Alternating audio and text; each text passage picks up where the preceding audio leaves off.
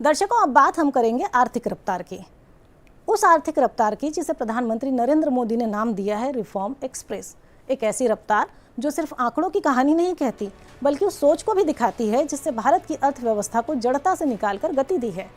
जब देश की जीडीपी ग्रोथ चालू वित्त वर्ष में 7.4% रहने का अनुमान है और पिछले वर्ष ये 6.5% थी, तो यह साफ संकेत है कि अर्थव्यवस्था न सिर्फ संभली हुई है बल्कि आगे भी बढ़ रही है। और यही वो फर्क है जो स्थिरता और ठहराव की राजनीति और विकास केंद्रित शासन में दिखाई देता है। प्रधानमंत्री मोदी ने जीडीपी के इन आंकड़ों पर प्रतिक्रिया देते हुए साफ कहा है कि यह वृद्धि अपने आप नहीं आई। इसके पीछे एनडीए सरकार के लगातार निवेश प्रोत्साहन और मांग को बढ़ाने वाले नीतिगत फैसले हैं। सोशल मीडिया पर उन्होंने लिखा कि बुनियादी ढांचा, विनिर्माण को बढ़ावा, डिजिटल पब्लिक इंफ्रास्ट्रक्चर और व्यापार में सुगमता जैसे क्षेत्रों में किए जा रहे प्रयास एक समृद्ध भारत की नींव रख रहे हैं। कांग्रेस के दौर में जहां फैसले फाइलों में उलझे रहते थे, वहीं अब नीतियां जमीन पर दिखाई दे रही हैं। राष्ट्रीय सांख्यिकी कार्यालय के आंकड़े बताते हैं कि सेवा क्षेत्र इस विकास का सबसे बड़ा इंजन बना हुआ है। वित्तीय सेवाएं, रियल एस्टेट, प्रोफेशनल सेवाएं और सार्वजनिक प्रशासन, इन सभी में स्थिर कीमतों पर 9.9% की वृद्धि का अनुमान है। मतलब कि बैंकिंग से लेकर सरकारी सेवाओं तक हर स्तर पर गतिविधि तेज है। यह वही सेवा क्षेत्र है जिसे पहले सिर्फ उपभोग से जोड़कर देखा जाता था, लेकिन अब यह निवेश और रोजगार का भी मजबूत आधार बन रहा है। इसके साथ ही व्यापार, होटल, परिवहन, संचार और प्रसारण सेवाओं में 7.5% की वृद्धि का अनुमान है। इसका सीधा मतलब है कि बाजार में हलचल है, यात्राएं बढ़ी हैं, होटल भरे हैं और संचार सेवाओं की मांग लगातार बढ़ रही है। ये वो संकेत है जो बताते हैं कि अर्थव्यवस्था कागजों में नहीं, जमीनी स्तर पर चल रही है। वो जमीनी स्तर जिसे कांग्रेस सरकारें सालों तक नहीं छू पाई। द्वितीय क्षेत्र की बात करें तो यहाँ भी स्थिर लेकिन भरोसेमंद वृद्धि दिखाई दे रही है। विनिर्माण और निर्माण क्षेत्र में 7% की वृद्धि का अनुमान है। यह वही क्षेत्र है जिस पर कभी नीति अस्थिरता और लाइसेंस राज की छाप रहती थी।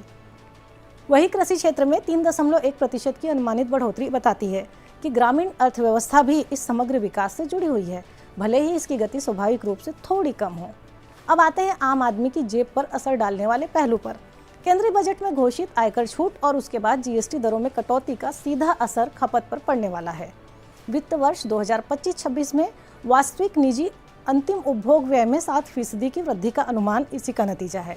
यानी लोगों के हाथ में ज्यादा पैसा, ज्यादा खर्च और फिर ज्यादा आर्थिक गतिविधि, एक पूरा का पूरा विकास चक्र। केंद्र की मोदी सरकार के सुधारों का असर देश की अर्थव्यवस्था पर साफ नजर आ रहा है। देश आर्थिक मोर्चे पर तेजी से आगे बढ़ रहा है। सरकार ने वित्त वर्ष 2026 के लिए भारतीय अर्थव्यवस्था में 7.4% वृद्धि का अनुमान जताया है, जो पिछले साल के वृद्धि दर 6.5% के मुकाबले ज्यादा है।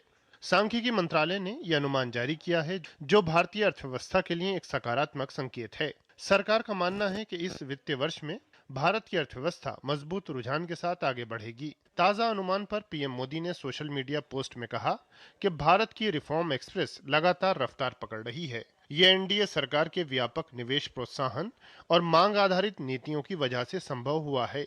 पीएम ने कहा कि चाहे वो बुनियादी ढांचा हो, विनिर्माण प्रोत्साहन हो, डिजिटल सार्वजनिक सेवाएं हो या व्यापार करने में आसानी, हम एक समृद्ध भारत के अपने सपने को साकार करने के लिए काम कर रहे हैं। देश की बेहतर अर्थव्यवस्था से जुड़े ताजा आंकड़ों का जहां भाजपा और अन्य दलों ने स्वागत किया है, वहीं कांग्रेस अब भी अपने पुराने रवैये पर अडिग है।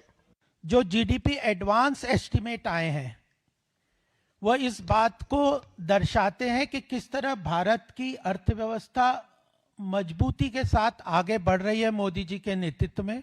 जीडीपी का 7.4% जो एनएसओ का रिपोर्ट आया है, वो उस बैकग्राउंड में जब टैरिफ को लेकर के या ग्लोबल जो एक हलचल मचा हुआ है, उस बैकग्राउंड में ये तो इसका मतलब जो मैनेजमेंट है, फिस्कल मैनेजमेंट प्रधानमंत्री जी का, वित्त मंत्री जी का, बहुत ही पॉजिटिव डायरेक्शन में देश की अर्थव्यवस्था चल रही है। हमारा पूरा का पूरा मध्य और लघु उद्योग समाप्त क्यों हो रहे हैं?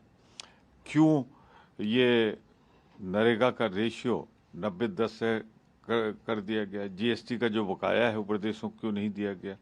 90-10 में तो भारत सरकार दे रही थी ना, 90 पे, अब 60 कर दिया। कहाँ से करेंगे प्रदेश? सब घाटे में है। There seems to be every day a new source of uncertainty coming. So I think the overall in broad terms Indian economy has done very well to cope with these huge, unprecedented uncertainties. अर्थव्यवस्था में सुधार के ताजा आंकड़े के बाद भाजपा एक बार फिर राहुल गांधी के डेड अर्थव्यवस्था वाले बयान को लेकर हमलावर है। भाजपा प्रवक्ता शहजाद पूनावाला ने भारत की जीडीपी विकास दर के 7.4% रहने के अनुमान को उन लोगों के लिए करारा तमाचा बताया जो भारतीय अर्थव्यवस्था को डेड घोषित कर रहे थे। इकोनॉमी इज डेड कहने वाली लॉबी के मुंह पर करारा तमाचा है, क्योंकि भारत की अर्थव्यवस्था, भारत की इकोनॉमी 7.4% की ग्रोथ रेट से ग्रो करेगी, ये आंकड़ा आ चुका है। एक और जहां सरकार के सुधारों के बाद देश की अर्थव्यवस्था में तेजी से सुधार आया है, वहीं जीएसटी कलेक्शन भी लगातार बढ़ रहा है, जबकि भारत ने पहली तिमाही में अब तक के सबसे उच्च निर्यात स्तर को हासिल कर लिया है। अंत में प्रधानमंत्री मोदी की रिफॉर्म एक्सप्रेस सिर्फ एक नारा नहीं बल्कि आंकड़ों से साबित होती हकीकत है। 7.4% की अनुमानित जीडीपी वृद्धि यह दिखाती है कि भारत सही पटरी पर है। जहां कांग्रेस के समय में अर्थव्यवस्था अक्सर बहानों और बाहरी कारणों के सहारे समझाई जाती थी, वहीं आज साफ नीति, निवेश और मांग के दम पर भारत आगे बढ़ रहा है। यही फर्क है रुकने और दौड़ने में, और यही फर्क है पुरानी सोच और नए भारत में। आज के लिए बस इतना ही। अगले सप्ताह फिर आपसे मुलाकात करेंगे किसी नए मुद्दे के साथ। तब तक के लिए नमस्कार।